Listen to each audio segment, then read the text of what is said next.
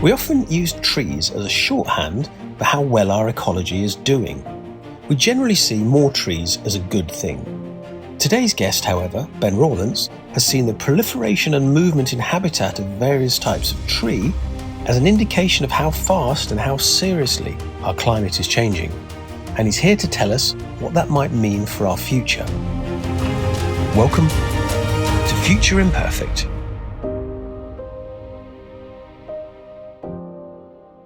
Hello everybody, welcome to another episode of Future Imperfect. I have with me Ben Rawlence, who's a writer and journalist, and he's written a book about forests, and we're going to go into more detail about that. Ben, could you introduce yourself in any way, shape or form you feel right, possibly even by song? No, that's a joke. And tell us about this book, and then we'll talk more about that whole area. Sure. So my name's Ben, I'm 47, I've got 2 kids, and I live in the Black Mountains in Wales. I came here because my wife's family's from here. But prior to that, I lived in Africa for many years and in the United States. And I worked as a journalist, political analyst, activist, human rights researcher. And now, for my sins, I have founded a climate change college called Black Mountains College in Wales, which is informed by some of the stuff I saw in the Arctic, which made me appreciate the urgency of the changes we need to make. Wow. Okay. Well, we could start with that. Can you tell me more about that college? That sounds absolutely fascinating and a very worthwhile thing to do, but quite a complex thing to do, to start a college. I wouldn't recommend it. And if I was going to do it again, I would do it quite differently. But yes, I mean, in a way, this is the sort of end of the book, and it's a perfectly good way to start at the end. All of the sort of insights I found on the front line of climate change in the Arctic, and the Arctic is warming faster and has been warming for longer than the rest of the world, made me realize that we're not ready. I think that's abundantly clear to people increasingly as the years go by, that our governments and our institutions are not responding adequately. And I don't just mean by cutting emissions, I also mean by reimagining our way of life. For me, I think the takeaway of that journey around the Arctic is that climate change and all of the kind of related catastrophes that are already underway as a result are well beyond carbon. This is also about our way of life. This is about a destructive attitude towards nature. It's about our relationship with the natural world and each other, and the kind of political systems and economies that have grown up based on, to be blunt, raping the natural world and extracting value. All our language, our whole concept, everything about the way in which we relate to our habitat has become really difficult. And we need to be reimagining that.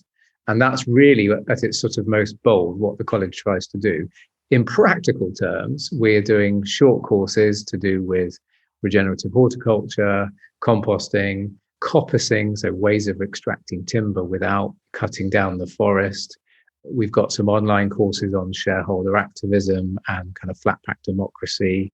And we're doing some residentials on climate adaptation, sort of retreats about reimagining ourselves and our relationship to the world and each other. And then we're doing vocational courses, so 1-year NVQs in coppicing, regenerative horticulture and seasonal catering, so cooking with the seasons.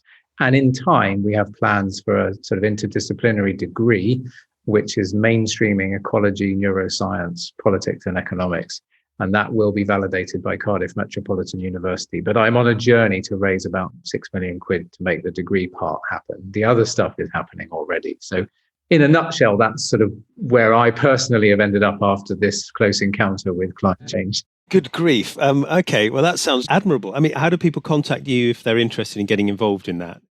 So blackmountainscollege.uk is our website. We've got short courses on there on the What's On page. NVQs are free in Wales. So if you're based in England and you want to come and study for a year, come and join us. It's 3 days a week. And there's a donate button if you'd like to make a contribution. I'm raising money all the time. Wonderful. Well, that's great. So tell me a little bit about this moment in your life when you suddenly saw the changes happening and that I think triggered you to write about this book called The Treeline. That's right.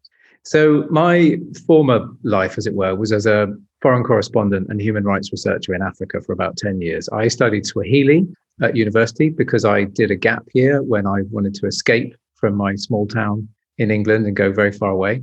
And I fell in love with Tanzania. I learned Swahili, and that took me in the end to a career in journalism and human rights.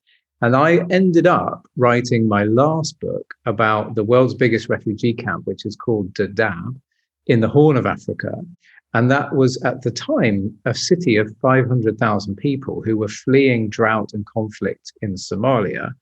And it was just becoming apparent, this is 10 years ago, that the conflict in the Horn of Africa was being driven by climate, that this was the beginning of the perturbations in rainfall patterns and so on. And I think that's been borne out by the last 10 years. So I thought, right, okay, if this is what we're seeing here, the Sahel is a very sensitive region where you can see climate impacts. Where else on the planet can we see climate change as history, where it's already happened, where we can get a glimpse of the future and we can learn some of the lessons, both practical and also emotional and psychological, that we need to learn in order to get ready for this coming change. So that's why I started looking at the Arctic. And quite quickly, I came across this image of the tree line moving north. We've all heard of the ice melting and the permafrost and the polar bears and all the rest of it. But I hadn't grasped that the vegetation line, the line of vegetation was, of course, galloping towards the North Pole, turning the white Arctic green. And I thought, wow, that's a hell of an image, and I'm going to work with that. So this is because trees of that type can only grow at a certain temperature, I presume, and therefore that makes a maximum north. But that maximum north, if suddenly young trees that grow north of that go, actually, it's okay here, they can then grow. And then you get this line, this advance of the Ents, if you like, this march of the trees north, which actually isn't as kind of romantic as we think, because it's actually marking a very clear change. You know, they either can live there or they can't. So it's a very clear indicator, I would imagine. That's exactly right. Yeah. So the tree line is one of the definitions of the Arctic Circle. The other definition is the 10-degree average temperature around the North Pole. And both of those things are zooming north. The line of latitude on the map is not changing, but those natural demarcations of the Arctic Circle are moving. Just to be clear, the trees are not uprooting themselves and marching with their roots, but the conditions for the forest are improving. And so trees that pollinate really fast or spread themselves, disperse really fast through wind pollination, like birch, for example, are spreading at 50 meters, 100 meters every year. You're getting more and more seedlings further and further north. And this process has been underway for 50 years. I spoke to people in Norway who were born on the tundra and whose town is now in the middle of a forest. So this has been going on for quite some time, and it's accelerating. So the trees are moving faster and faster towards the north. And in some places, they'll run out of land because the Arctic Circle, the Arctic Ocean, will stop them. Wow, that's really interesting. So you've got average temperatures which are retreating north. So is it a particular type of tree? You talked about birches, and those are pioneer trees from what I can vaguely remember from some of my studies. Yeah. And there are sort of pioneer species, and those are the species that would grow first and then change the landscape as they grow.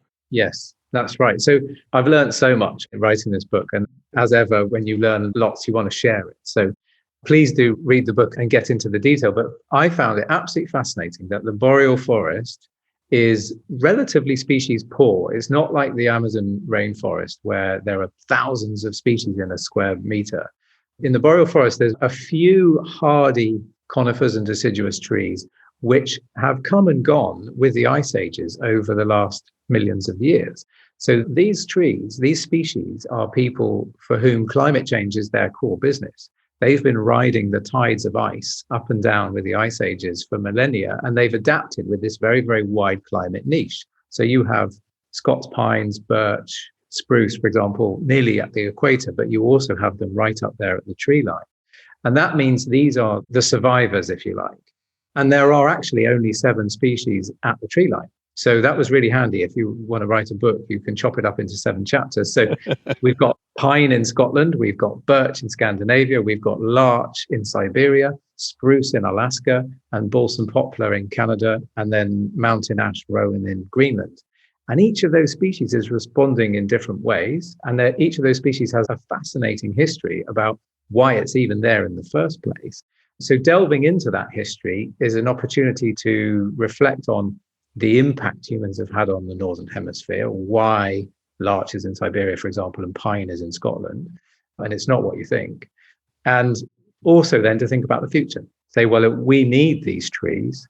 And if it's getting warmer and they're not sequestering carbon and they're not transpiring in the way that they should, what does that mean? What does that mean for our assumptions about offsetting and how we think we're going to survive? And I would presume that tree cover changes the albedo, the sort of reflectiveness of the landscape as well. So that strikes me that might be an accelerating effect, because I think snow basically reflects more light back into the atmosphere. So it has a cooling effect. Yeah. And we get that idea of sort of snowball Earth in millions of years ago, that moment where almost the whole of the planet was encased in ice. Absolutely. But this presumably means that the further it gets, the more it will absorb, and it will be an accelerating phenomenon. Is that right? That is true. And I think one of the many sort of interesting conventions that I had upended doing this work was, we think that planting trees is good. More trees is good. We need more trees, but actually in the right place. And the Arctic is not the right place, because when those trees spread exactly right, they push the snow out of the way. The albedo is not reflecting all that radiation back into space. And then the roots, of course, are warming the soil. They're increasing microbial activity. The birch is pioneering and paving the way for other species, more trees. So the trees are actually accelerating permafrost melt. And it gets worse because in Alaska, the trees are food for beavers, and the beavers are then damming rivers. Water carries heat much further down into the permafrost, melting permafrost. So the trees are actually an accelerant of warming. And there's an awful lot of gases trapped in the material, in the permafrost. I remember watching a documentary on the way that they build foundations in some sort of Arctic research stations, where they melt a tube of the earth and they just put the piles in and then they let it freeze again. Yeah. But that only works if the ground is so cold it's just going to freeze again, whereas presumably they're all starting to sink into the mush. They are. And so there's so much fascinating stuff happening in Siberia, which is also terrifying. But whole cities sinking and these buildings tipping up. And most frighteningly of all, oil refineries where big storage tanks are cracking because they're based on the permafrost. So you had this huge oil spill from Norilsk when I was there, turning the whole river red. But what I found most fascinating actually was meeting some of these scientists who are studying in Siberia, looking at permafrost and methane. And I didn't realize that there's only 4 sites in Russia where they're measuring methane, where they actually have a sense of what's happening with the permafrost. And even that data is really patchy. It's really hard to capture methane. So we know theoretically that there's this huge problem, but actually we cannot quantify it. There's all these unknowns. There's a sort of complacency that, we must follow the science of climate change. Actually, the science of climate change is riddled with all sorts of unknowns and all kinds of unexplained feedbacks, which, we're just figuring out all the time. So that's partly also what triggered the college was, my God, it could be so much worse. We just don't know. And therefore we have to prepare for uncertainty. Yeah, I mean, the natural world is so immensely complex, and you do get unintended consequences, don't you? You think one thing and then something else happens. You think, in hindsight, that was obvious. If only I'd thought of it. But, it's all so interrelated. I mean, the idea that these trees then extend the territory for beavers that then knock them down for food and create dams to create more landscape for them. Well, it won't be landscape, it will be wetland, which has an effect of melting it faster. And one tends to think of the natural world as in balance, but it kind of is sometimes, but it's also horribly not in balance in other ways. It can have a runaway effect, and it doesn't really care about us. This is one of the things I sometimes explain to people. It doesn't really matter as far as it's concerned. They're just doing their thing. Beavers are being beavers. They don't have existential crises about destroying their environment. They reproduce, they die, and they're running around doing beaver things. We can see that this is going to cause massive problems. We can project into the future. And, you're going to have, there are huge populations being displaced. So we have models for that. But what do you think the consequences are going to be of even more disruption? Are places that are more familiar to us, perhaps in the West, going to be suffering this kind of displacement? Is it already happening? It is already happening, and it's happening in places that are not hitting our news screens. And I think often, like the wars in the Horn of Africa, it's the war that's reported. But actually, the underlying drivers are this collapse in food prices, this conflict over water resources, and so on. And I think when we look back now, from the very first famines in the 80s in Ethiopia and so on, what we see is a mounting pattern, which in hindsight is going to look very different. And I think it's the same now. When we look at the history of North America in 10 years' time, we're going to see the harbingers of what is in the future now, actually in the present and in the past already, with the wildfires, with agricultural yields down by 30% in North America this year, and the breadbasket in Ukraine and all of this stuff. I mean, it is already happening, and it's not just the tiny islands in the Pacific. It's all these other kind of systems changes, like the cost of living crisis. Actually, we should be talking about that in climate terms, because the base inflation is being driven by the cost of food, by the futures prices of wheat and maize and soybeans because of these collapses elsewhere. And so nobody's joining the dots, I feel. And everything, I think, if you take the lens of climate and the changes, all of these things start to look connected. I mean, I could say a lot more about sort of Siberia, but one of the scientists I met, who I talk about in the book, has done modeling where she's got a very clear picture of the zone of human habitation and what is possible in Siberia under certain scenarios of warming. But what she can't predict is the border policy of the Russian government. And if the Russian government allowed migration, and she can model all the species moving north except humans, and if you were to allow humans to move freely, you would expect them to colonize the whole of Siberia over the next 80 years. You can see the tension then, and you can see then what some of the political fallout's going to be.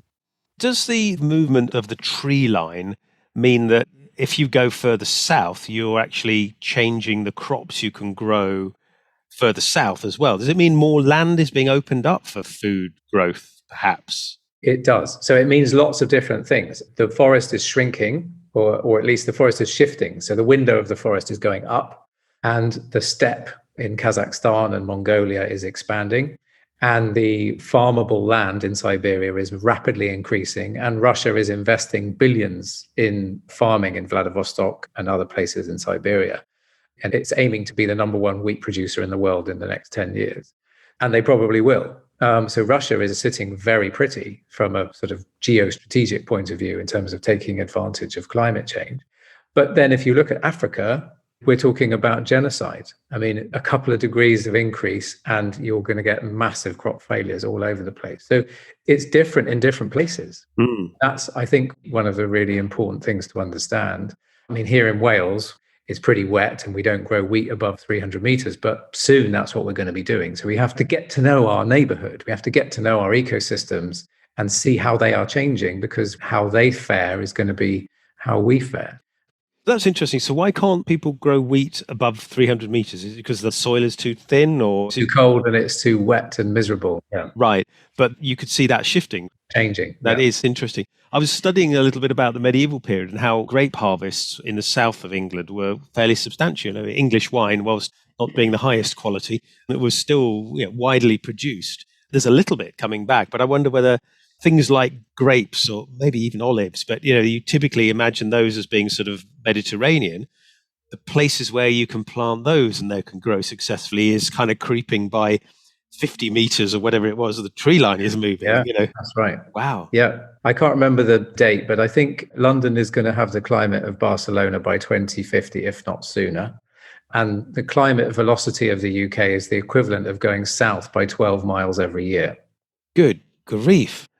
So water is going to be a very interesting issue, because obviously in Spain, water is a huge resource. But are we going to lose the raininess? I presume we have to if we're going to be like Barcelona, unless we're going to be a wet and steamy Barcelona. Well, one thing perhaps to tell your listeners about is that we're having an ecological futures camp with Welsh Water here at Black Mountains College, camping at the end of August. It's going to be free and you can apply on our website very soon. It's not there yet. But what Welsh Water have modelled is, instead of a kind of, it rains every day in Wales, that's a sort of traditional picture. What we're going to have is 6 months of drought and 6 months of floods. And we're already seeing that shift in that pattern of rainfall. And the question is really why I said earlier that we're not doing enough is, if we were preparing, what we would be doing is looking critically at all our reservoirs so that we can catch enough rain when it does rain, so that we can survive the droughts. Because at the moment, that's the problem. Yes, and of course, floods hitting dry soil, soil depletion is a big issue as well. That's going to sweep that around, and you then start to need more plant surface to avoid impacts on naked soil. Farmers are going to have to start modifying their ploughing and, the way they leave the land naked over the whole winter. That's just going to get swept down the mountainside. Yes, and we see that every winter here. I mean, one of the things I say in the book, it's a bit of a throwaway line, but I would like to explore it more in an article maybe, is that ecology should be an issue of national security at the moment. We should be having strategic planting, we should be having strategic water harvesting, we should be looking at which parts of the coast are going to be uninhabitable. We need to be building transport networks that are resilient, that are connecting the right kinds of places. I think people are going to be running for the hills. Which is, we've sort of made a bet on the hills here. Right. And what I think people don't appreciate is the speed, because the IPCC report, it lays it out in pretty clear terms, but not many people get through to page 87 or whatever it is. All of this is not going to arrive at the end of the century in one fell swoop. This is already starting to happen. And it might sound like 1.5 degrees, 2 degrees is not that great. But when you understand what that means for crops, and for the oxygen sequestering capacity of forests, it means that we are going to start to see food and water shortages and shocks in the next 5 to 10 years. And, this kind of cost of living crisis is the first sign of that. And I sense it's only going to get worse. We talked about governmental level things, and some of these things really do need that kind of power behind it. But are there things that people can do locally or for themselves on an individual basis to try to help? Yes, I think so. And that's very much where I'm at with trying to set up this educational facility, is that we can't wait for governments. And, at the best of times, they're very imperfect institutions for looking after people. Yes, I would agree with that, as would probably everybody, actually, wherever they are in the world. Yeah, so I think there's a lot we can do. I mean, I think if we accept that change is happening, we accept that the status quo is not great, then I think it opens the door to action. There's an awful lot to do. And I think it starts with educating yourself, educating other people, being open to new ideas, questioning everything, looking at your assumptions about your kids, your family, your communities, your job, and not necessarily in a kind of despairing way, but saying, hey, come on, this is not the end of human life. Actually, in Northern Europe, we're in a pretty good place to be able to weather some of this and slow it down. And we need to be doing everything we can. We need to find that common purpose, both at the political level, but also the local level, growing more food, really reconnecting with our environment, learning the names of all these beautiful plants that provide us with oxygen, teaching that to our kids. And then we stand a better chance of proper environmental laws that respect the natural world instead of destroying it.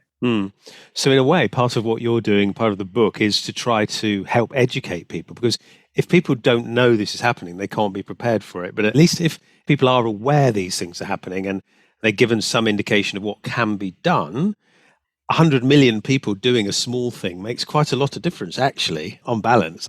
People are, what difference does it make? It's like, well, if there's a million of you doing it, it obviously makes a huge difference, It does. And if every person on the planet planted 6 trees in their lifetime, we would already be in the right place, not in the Arctic. Everybody planted 6 trees, we would already be well on the way to drawing down a significant amount of carbon to slow things down. So, carbon is important in terms of slowing it down. It's not the only piece of the puzzle in terms of the Earth system. But what I did with the book, you're absolutely right, was it's a travel book. It's an adventure story. We're on a journey learning about the science and these places and these wacky people who drive these crazy big snow buggies up in the Arctic Circle. But we're also learning about the Earth systems and what's happening, and ending on a positive note. But it's not, I hope, a note of false hope, because I've read too many books where it says, we must choose if only da da da da. Well, yes, but 2 degrees is coming. It's bad. It means this, but we can get ready for it. We can prepare. We can slow it down. We can work together. So I think one has to be clear-eyed about the situation in order to be hopeful, because real hope comes from, being genuinely aware of the situation that you're in. Isn't there going to be a massive refugee issue? People being displaced from the landscape. I always think the word refugee brings with it too many connotations. It's like people that can't live in places where they used to be able to live and therefore need to travel. Yeah. So there's going to be a lot of displaced people. There are, and I think the UN forecasts 3 billion by 2040, something like that, or 2050. I can't remember exactly, but it's quite soon. And I would say we're already seeing it. I would say that the refugee exodus from the Sahel region of Africa over the last 10 years is the thin end of that wedge.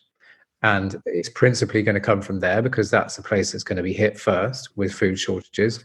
But then it will start to impact other places. And I think I've seen reports talking about Central American refugees to the United States in the same terms, that the people are fleeing hunger, they're fleeing crop failure. And this is, the beginning of something. And so they're not economic migrants in the same way we might think of them as coming to sort of better themselves. It's like they've got no blooming choice. They stay where they are and die or migrate. Or they stay where they are and have a rubbish life eking out a living. But the idea of economic migrants, I always find a little bit complicated. There are people who make the choice, but largely it's because there's an economy that's not sustaining people there. So I always think of Spain as very hot. Well, there are parts of Spain that are quite arid and hot.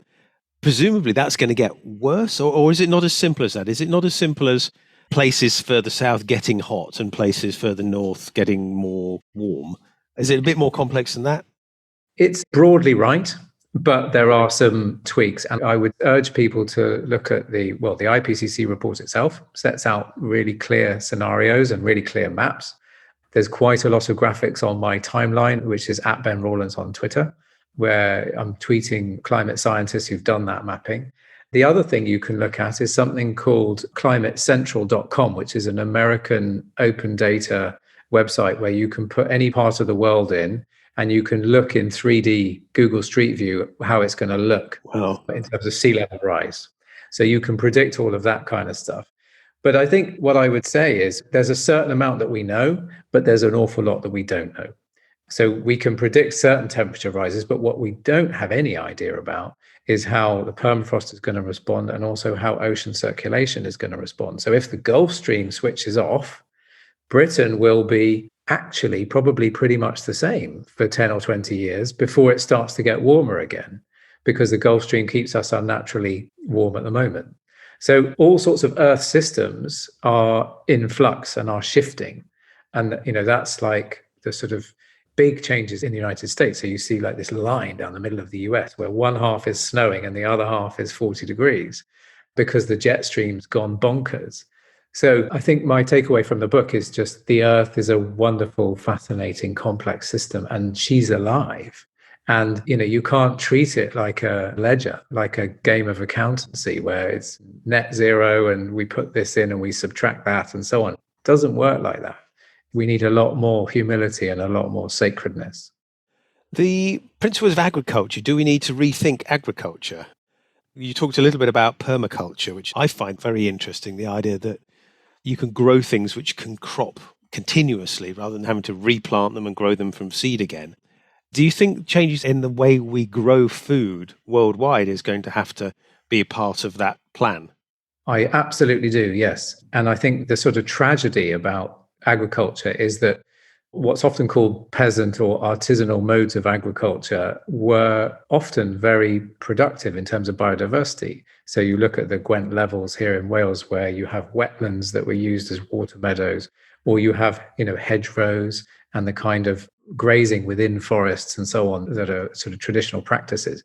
All of that was really good for biodiversity. Coppicing, harvesting wood from woodlands, is fantastic for dormice and all kinds of other species. What we've seen, and it's actually only in a generation or two, is the capture of agriculture by the fossil fuel industry in terms of pesticides, fertilizer. All of those things directly come from fossil fuels and tractors and all the rest of it. And it's because of this demand for production and cheap food and so on. And I understand that. But we can actually feed people so much more effectively on a small plot of land that was intensively cultivated using permaculture. I'd heard that in fact, the industrial agriculture per sort of square foot is actually incredibly inefficient.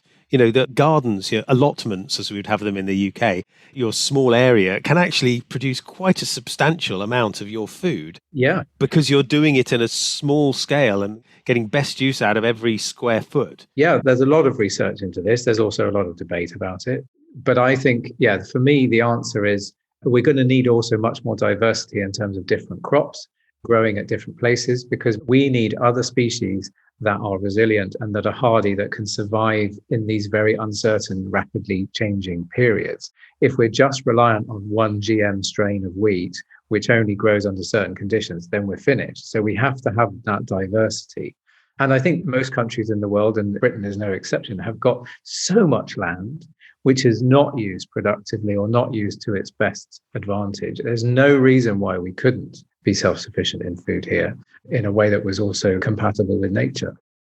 I always find it fascinating, the amount of energy put into people's lawns and the amount of time and effort into growing and keeping grass short and looking like a carpet. I always think I can see the aesthetics of it. A bowling green can be nice, a cricket pitch can be nice, but they should be the rarities. And, there's so much more you can do with your garden than just have a green carpet with no biodiversity at all. At my farm, I've got lots of corners that I just leave wild, because why not? They're great to leave wild. And I grow grass for my horses in particular. But there's always a tendency for people to want to tidy up the corners. And I like having these quite substantial parts of the farm, which we can't grow crops in them very easily because it doesn't really work, but they're brilliant for wildlife. You just let it get on with it. It takes no effort whatsoever and it looks great. You get wild animals there, you get birds, you get all the insects, you get the wild flowers. I think it looks lovely. And this whole idea that it's untidy, I think, is a really bad way of looking at the diverse natural world. People are probably familiar with Isabella Tree's book, Wilding, but it was very interesting for me to see in the boreal forest this idea of nature as a dynamic system. So a forest, a static forest, is actually a bit of a biodiversity desert. Where you get the biodiversity is in the change, is when you burn the forest. So the Anishinaabe people, for example, First Nations in Canada, burn the forest every 100 years. And when they burn it, the first thing that happens is you get all these little shrubs. What lives on the shrubs is rabbits. What comes after the rabbits is foxes. What comes after the foxes is the wolverines and the bears. And then you get the moose and the elk with other layers of forest. So it's the edges, the dynamism of the system that gives you the biodiversity. And it's the same in Scotland, for example, where you get the limit of the tree line where the pines stop growing. And then you get the montane scrub, which is willow, juniper, all these smaller plants which support all these species of bird that love the edge effect. So you have the snow bunting, the dotterel, lapwings, and hen harriers. They literally survive on that sort of 2 to 3 meter stretch. But when you remove that through deer or sheep browsing or whatever, or woodland plantations, you're taking away that habitat, but it's only a tiny piece. But it's as a result of this dynamism of the shifting tree line that creates that. So I would totally agree. And I definitely think it's the scrub. We need the scrub. Yeah, woodland edges and changes. Sometimes we've had this terrible winds recently and the storms, and a few big trees have come down. And what I tend to do is I tend to leave most of it in place because it creates space in the woodland canopy, and a whole bunch of stuff this summer is going to grow in that space. That clearing where that great tree was, whilst it's incredibly sad to see it, that's the beginning of the next phase. Those saplings will grow up, and in 50 years, there'll be more great trees there. But in the meantime, there's going to be this patch of kind of crazy scramble for this new opportunity in this little tiny patch of my local temperate woodland. And I kind of love that because I also like going back into it and watching it change. And one of the great things I've found about the lockdown is that I've lived in my local area more. I haven't gone backwards and forwards to work nearly so much, to my office in Oxford. I've been here every day and I've seen tiny changes every day. I've seen new growth and I've seen things fall down and get very sad. And then I've thought, actually, that's just the way of it. Things die, fall, and an opportunity for other things. So it's not change that we should be frightened of in many ways. It's how we manage that change and how we cope with it. And we should plan for it and not deny that it's happening in many ways. Absolutely. I mean, you probably know this, but in the Scotland chapter, I talk about the ancient woodland and what counts as ancient woodland. And ancient woodland is basically 50% dead wood.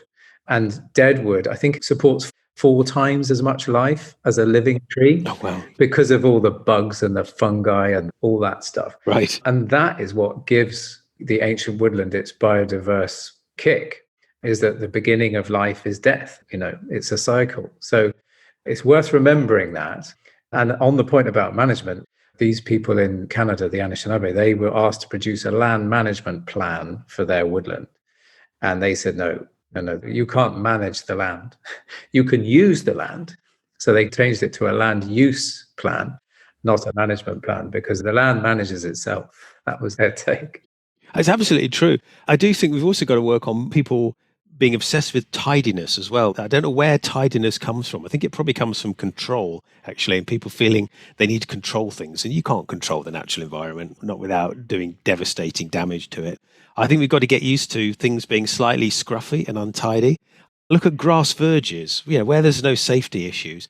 Why are we bothering cutting them? Why don't we just leave them to go a bit wild and scruffy and bonkers? But the simple answer is some people don't like the look of it. And I just think, what a crap reason for damaging the world, because you don't like the look. Well, start to like the look then, change your attitude, and then we can do something about it. All these bits of municipal land, which we spend money on chopping down, it makes me really frustrated because it would save us money and make the world better if we just left them to be scruffy. Well, I think it's part of a broader challenge, which is sort of where we started the conversation, really, which is looking at nature afresh, looking at our habitat afresh. And as soon as you start to see it as alive and you start to understand your dependence on it, and you start to have, what we're all born with, what my kids take for granted, which is that, my God, you don't kill a beetle, you don't kill anything. It's got the right to life.